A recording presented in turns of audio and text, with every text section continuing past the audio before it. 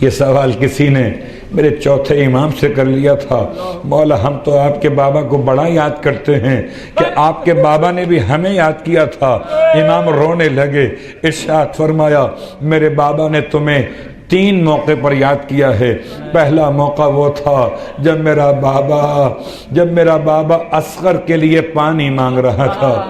تب فرماتا تھا شیعتی لیتکم فی یوم عاشوراء، اے میرے شیعو کاش تم کربلا میں 10 محرم کو ہوتے تو دیکھتے کہ تمہارا آقا ایک قطرہ پانی مانگ رہا تھا،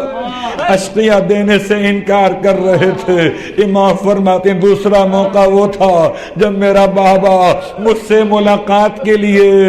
رخصت آخر میں میرے قریب آیا، فرماتا تھا بیٹا سجاد جب رہائی پا کر مدینے جانا میرے شیعوں کو میرا سلام پہنچا دینا۔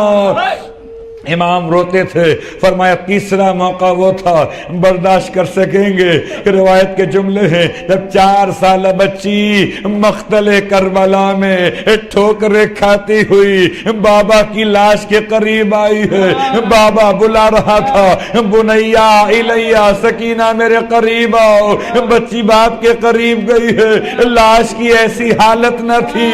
کہ بچی باپ کے سینے پہ لیٹے،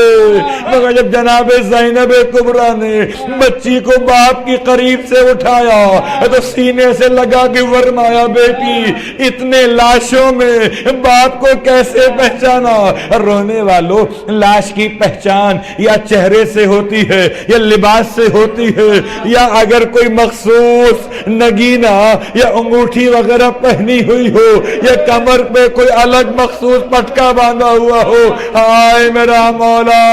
جس کا سر کاٹا گیا، جس کا لباس نوچا گیا، ارے جس کی انگوٹھی اتارنے کے لیے انگلی ہی کاٹ دی گئی، جس کے بدن کا پٹکا بھی کھولا گیا، باپ کو پہچانا کیسے؟ بچی کہتی ہے پھوپھی اماں میں نے کہاں پہچانا تھا، میں تو روتی ہوئی جا رہی تھی، اسی لاش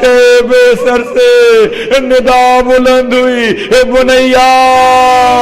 اے میری پیاری بیٹی میرے قریب آؤ۔ پھوپھی اماں